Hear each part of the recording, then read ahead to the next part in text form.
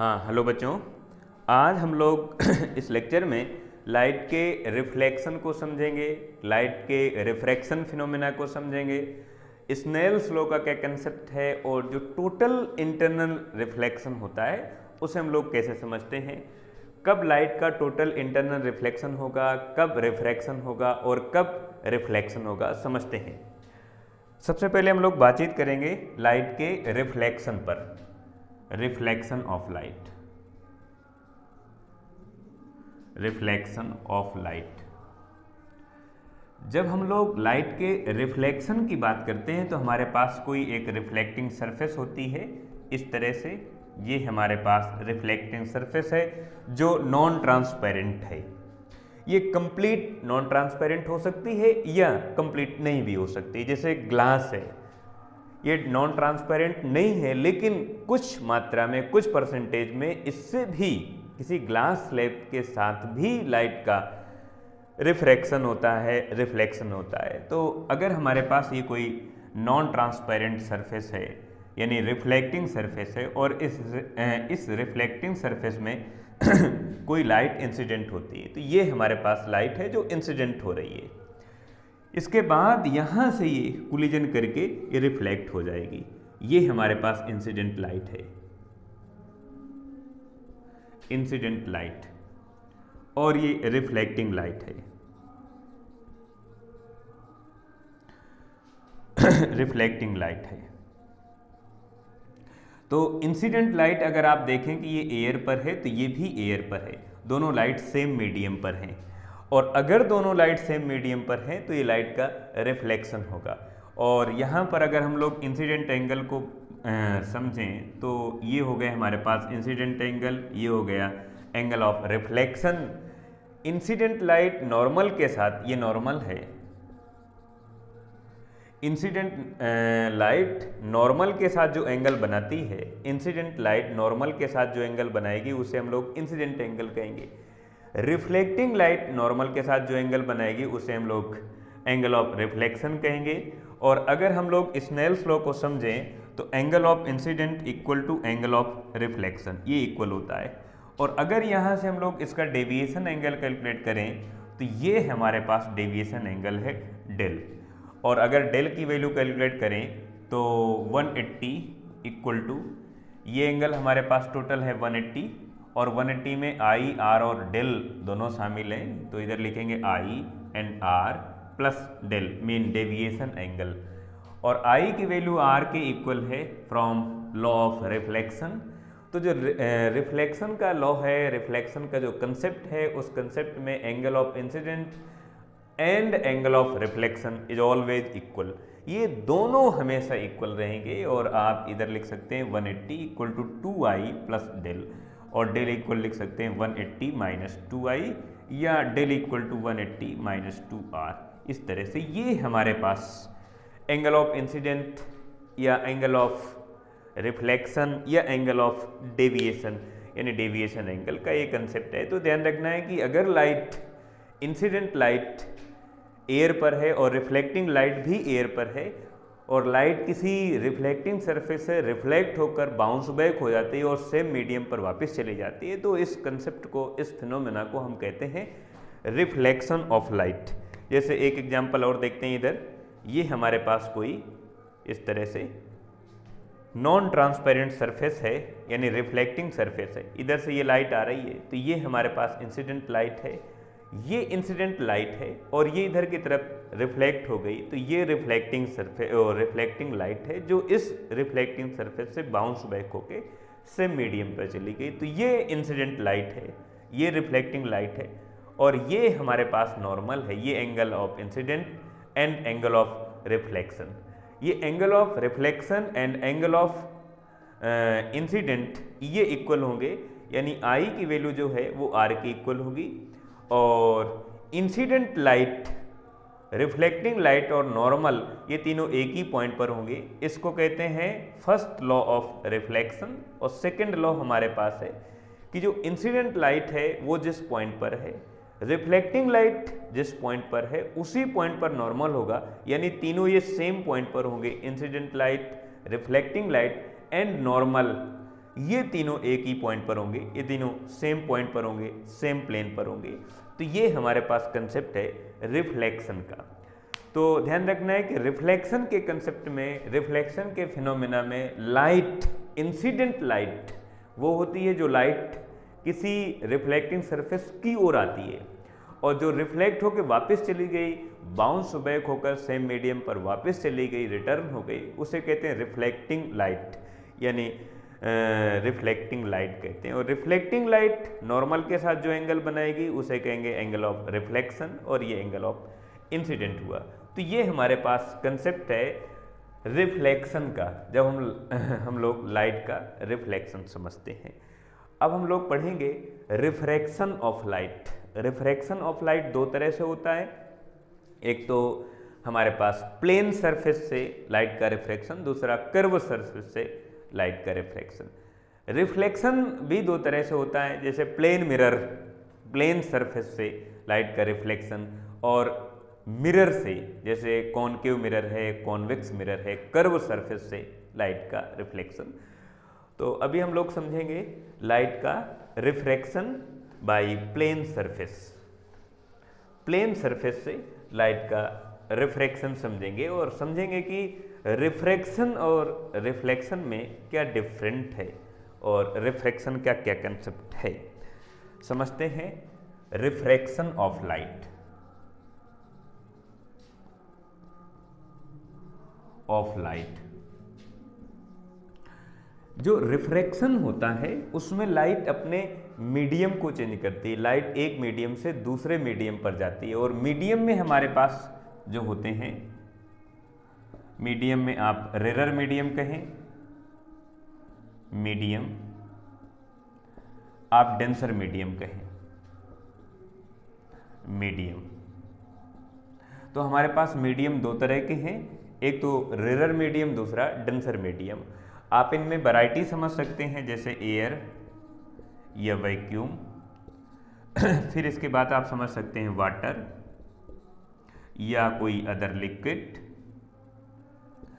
आप लिख सकते हैं ग्लास या डायमंड। इस तरह से आप किसी भी मीडियम को डिसाइड कर सकते हैं, लेकिन वो मीडियम ट्रांसपेरेंट होना चाहिए, जैसे कि लाइट उस मीडियम में प्रोपगेट कर सके, उस मीडियम पर मूव कर सके।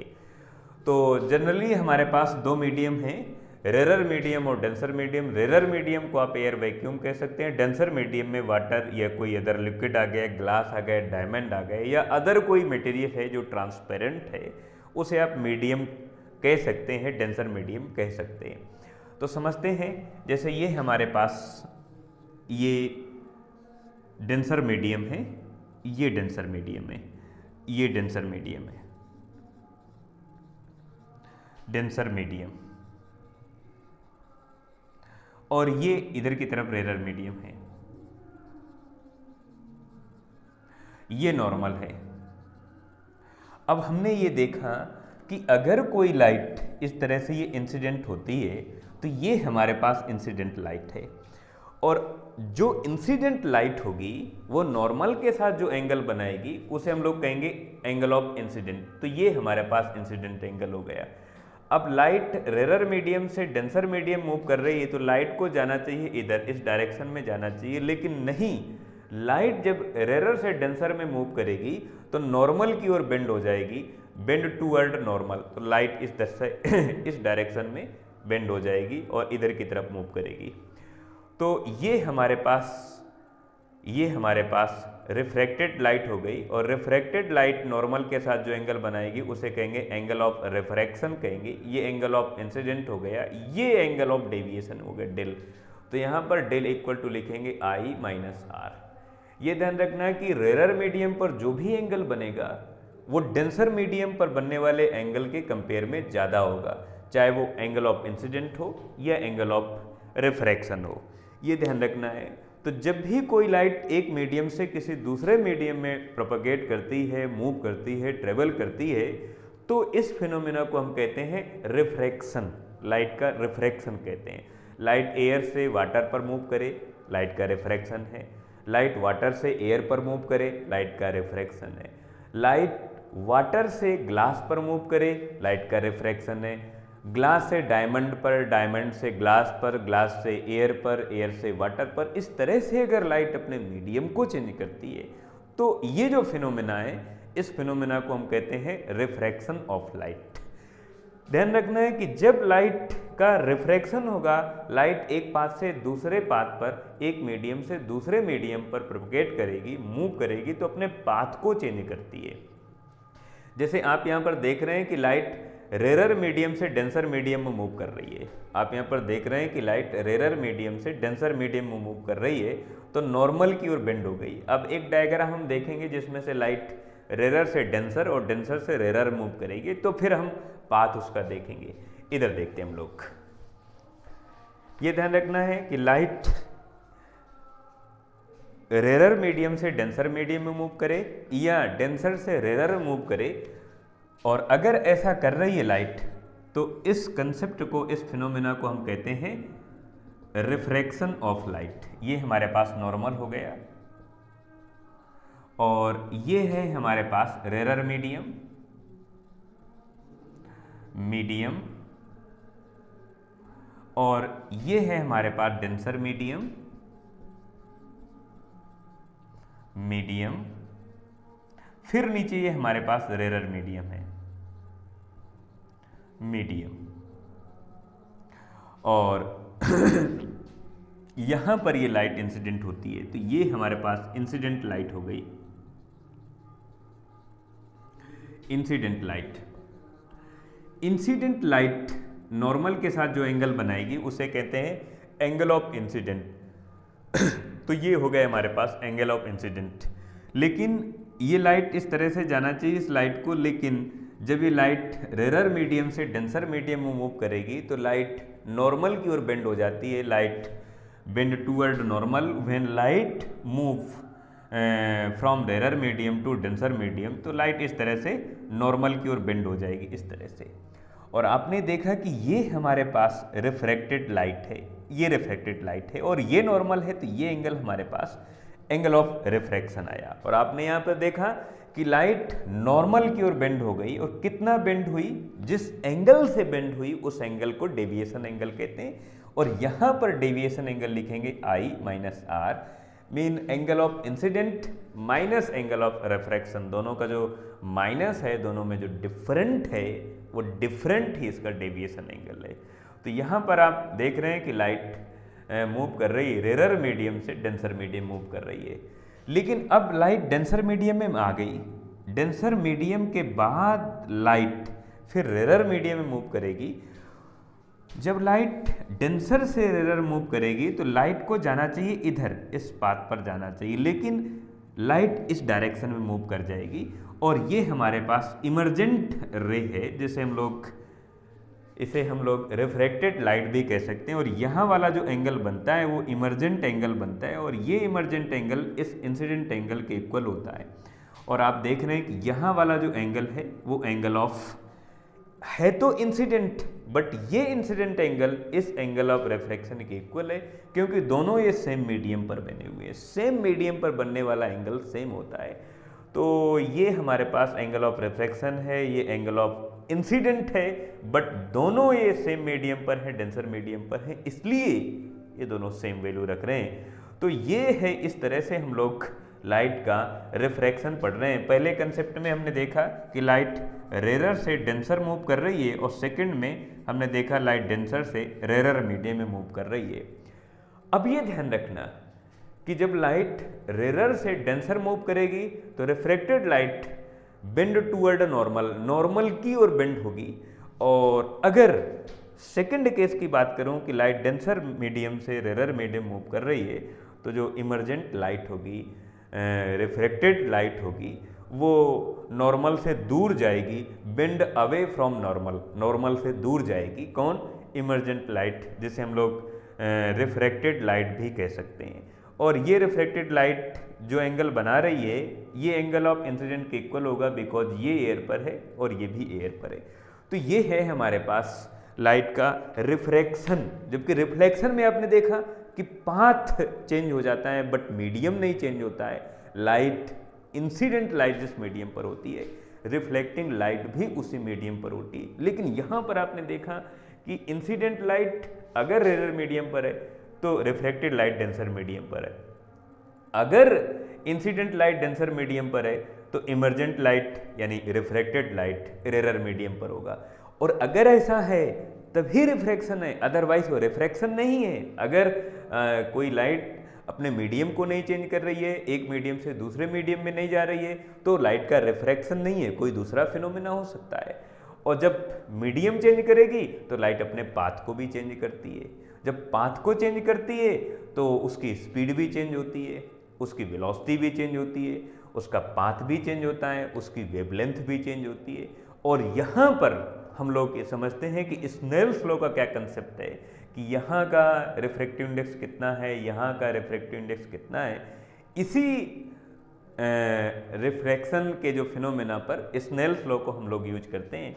तो अब हम लोग समझेंगे स्नेल्स लॉ क्या है और फिर हम लोग समझेंगे टोटल इंटरनल रिफ्लेक्शन का क्या कंसेप्ट है। अब इसे हम लोग साफ करते हैं। अब देखते हैं स्नेल्स लॉ क्या है।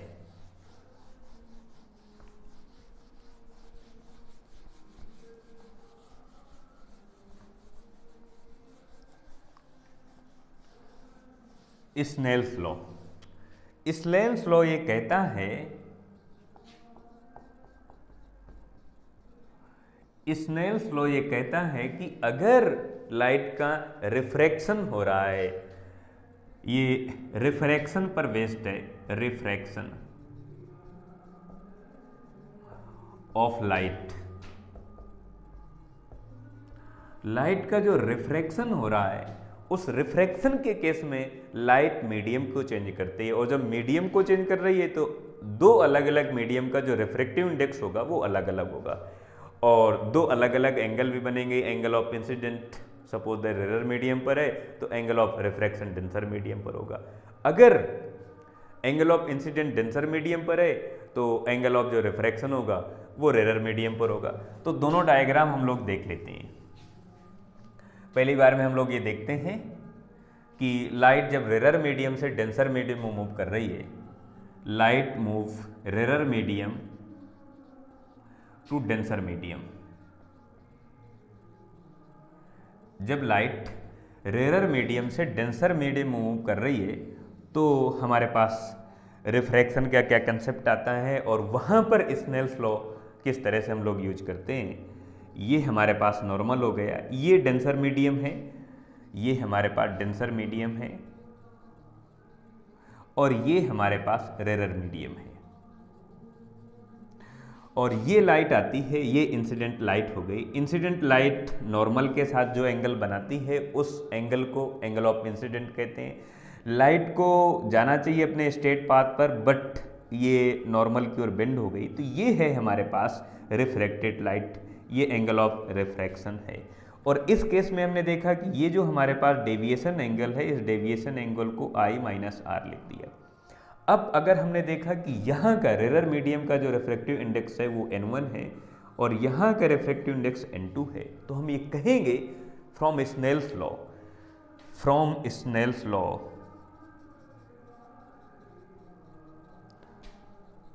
स्नेल्स लॉ कहता है कि जो रिफ्रैक्टिव इंडेक्स है in case of refraction, refraction के केस में जो मीडियम का रिफ्रैक्टिव इंडेक्स है उसकी वैल्यू और लाइट जो एंगल बना रही है, जो लाइट एंगल बना रही है, इंसिडेंट लाइट हो या रिफ्रैक्टेड लाइट हो, ये वैल्यू हमेशा कांस्टेंट रहेगी, ये वैल्यू हमेशा कांस्टेंट रहेगी।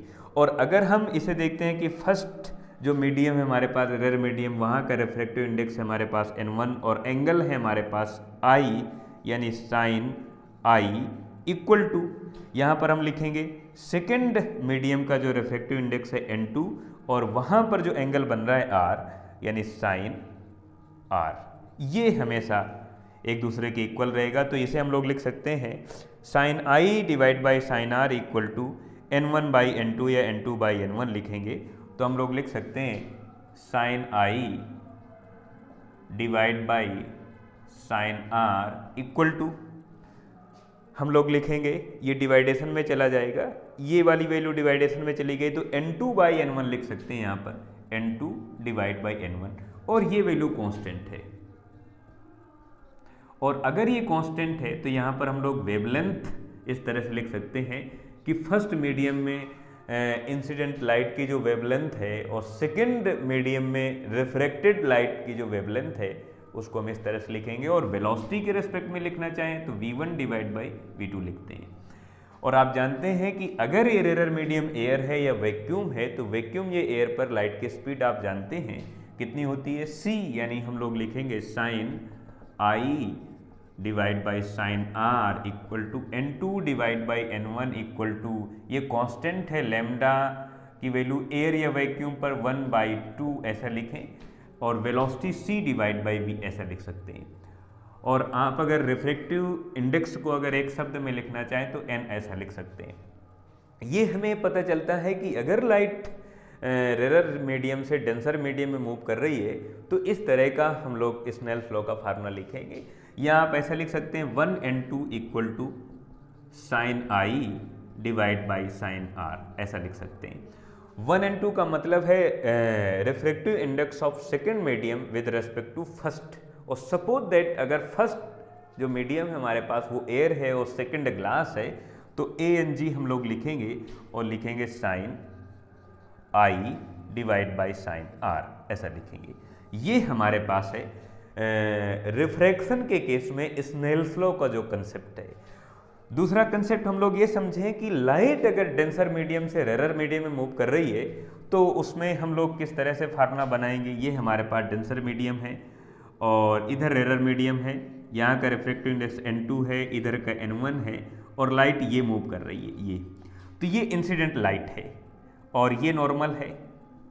तो इंसिडेंट लाइट नॉर्मल के साथ जो एंगल बना रही है वो एंगल ऑफ इंसिडेंट है, और अगर ये इंसिडेंट एंगल है और यहाँ ये डेंसर मीडियम है और इधर रेयर मीडियम है तो लाइट नॉर्मल से दूर हटेगी, यानी light refracted light bend away from normal, normal से दूर जाएगी, और दूर जाने से ये जो एंगल बनेगा इसे हम लोग कहेंगे एंगल ऑफ रिफ्रैक्शन। और आप देख रहे हैं कि यहाँ वाला जो एंगल है R ये ज़्यादा है as a compare to I, और मैंने आपको बताया कि डेंसर मीडियम पर चाहे वो इंसिडेंट एंगल हो, डेंसर मीडियम पर चाहे वो इंसिडेंट एंगल हो, डेंसर मीडियम पर चाहे वो रिफ्रैक्टेड एंगल हो, हमेशा कम होगा as a compare to rare medium पर जो भी एंगल बनेगा। रेयर मीडियम पर चाहे वो इंसिडेंट एंगल बने चाहे रिफ्रैक्टेड एंगल बने, हमेशा ज़्यादा होगा डेंसर मीडियम पर बनने वाले एंगल के कंपेयर में। ये ध्यान रखना, क्योंकि यहाँ पर रेयर मीडियम में लाइट की स्पीड ज़्यादा होती, वेवलेंथ ज़्यादा होती है, इसलिए यहाँ पर एंगल में थोड़ा सा फर्क आता है। और यहाँ पर अगर आप लिखेंगे स्नेल्स लॉ को लिखेंगे तो लाइट सेकेंड मीडियम से फर्स्ट मीडियम में गई तो आप लिखेंगे 2n1 equal to sine i divide by sine r, ऐसा लिखेंगे। लाइट सेकेंड मीडियम से फर्स्ट मीडियम में जा रही है, लाइट सेकेंड मीडियम से फर्स्ट मीडियम में जा रही है तो आप लिखेंगे refractive index of first medium with respect to second medium के रेस्पेक्ट में फर्स्ट मीडियम का रिफ्रैक्टिव इंडेक्स, ऐसा लिखेंगे। Sine i over sine r ऐसा लिखेंगे, और आप इसे ऐसा लिख सकते हैं। ये ही स्नेल्स लॉ है। स्नेल्स लॉ हर एक टाइप के रिफ्रैक्शन पर वैलिड है। लाइट चाहे डेंसर से रेयर में जाए या रेयर से डेंसर में जाए, लाइट एयर से ग्लास पर या ग्लास से एयर पर, एयर से वाटर पर या डायमंड पर, किसी भी मीडियम पर लाइट अगर मूव कर रही है और लाइट अगर अपने मीडियम को चेंज कर रही है तो उस केस को हम, उस फिनोमेना को हम कहते हैं लाइट का रिफ्रैक्शन कहते हैं। कुछ केस इसके और देखते हैं, फिर इसके बाद हम लोग टोटल इंटरनल रिफ्लेक्शन को समझेंगे। आओ देखते हैं इसमें कुछ केस।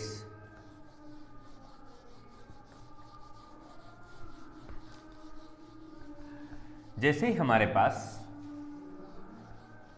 रिफ्रैक्शन का कंसेप्ट आया तो रिफ्रैक्शन में हम लोग रिफ्रैक्टिव इंडेक्स को समझते हैं, क्योंकि रिफ्रैक्टिव इंडेक्स के बेस में ही स्नेल्स को जो लॉ है, स्नेल्स का जो कंसेप्ट है वो रिफ्रैक्टिव इंडेक्स के बेस में है।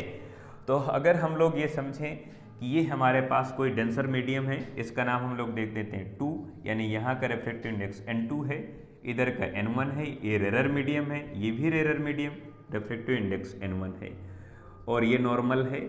इधर की तरफ ये लाइट आई, ये इंसिडेंट लाइट हो गई। लाइट को इस तरह जाना चाहिए लेकिन नहीं, ये लाइट नॉर्मल की ओर बेंड हो जाएगी बिकॉज लाइट रेरर मीडियम से डेंसर मीडियम में मूव कर रही है। और अगर ऐसा करेगी तो आपको ऐसा करना होगा और ये एंगल हमारे पास एंगल ऑफ रिफ्रैक्शन है।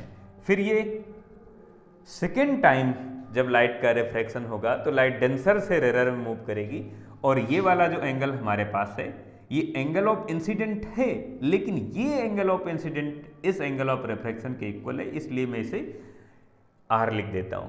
अब लाइट को जाना चाहिए इस स्ट्रेट पाथ पर, लेकिन नहीं, ऐसा नहीं करेगी, लाइट नॉर्मल से दूर जाएगी।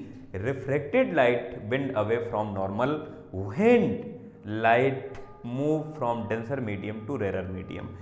तो अगर लाइट ऐसा कर रही है तो लाइट इस तरह से जाएगी और ये एंगल ऑफ इमर्जेंट होगा और ये angle of emergent incident angle के इक्वल होगा। और अगर यहाँ पर हम लोग स्नेल्स लॉ को यूज करें, using Snell's law from Snell's law, Snell's law in first case में, फर्स्ट केस का जो कंसेप्ट है हमारे पास, जब लाइट रेरर से डेंसर मीडियम में मूव कर रही है, in first case of refraction of light, जो लाइट का रिफ्रैक्शन है वो फर्स्ट केस में हम लोग देखते हैं कि लाइट रेरर से डेंसर मूव कर रही है when light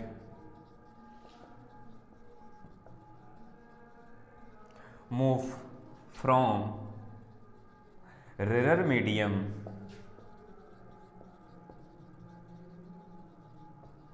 to denser medium. Denser medium, जब लाइट रेरर मीडियम से डेंसर मीडियम में मूव कर रही है तो हम लोग स्नेल्स लॉ को यूज करें तो हमारे पास स्नेल्स लॉ है n sin theta equal to constant. इस तरह से जो रिफ्रैक्टिव इंडेक्स है और जो एंगल है, इन दोनों की जो मल्टीपल वैल्यू है साइन के साथ में, ये हमेशा कांस्टेंट है, यही स्नेल्स लॉ है। और अगर यहाँ पर हम देखें फर्स्ट मीडियम का रिफ्रैक्टिव इंडेक्स n1 और एंगल है हमारे पास I equal to second medium का रिफ्रैक्टिव इंडेक्स n2 और एंगल है R, तो इसे आप लिख सकते हैं साइन R, ऐसा लिखेंगे।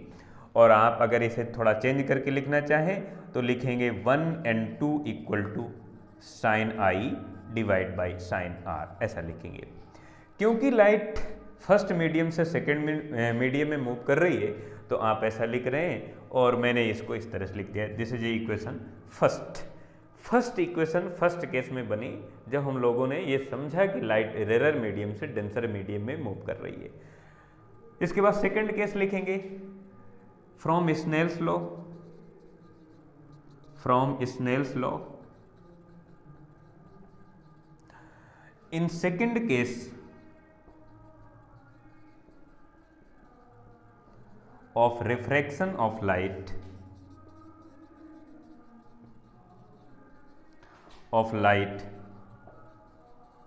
when light move from denser medium to rarer medium। अगर लाइट डेंसर से रेरर में मूव कर रही है तब का concept, when light move from denser medium to rarer medium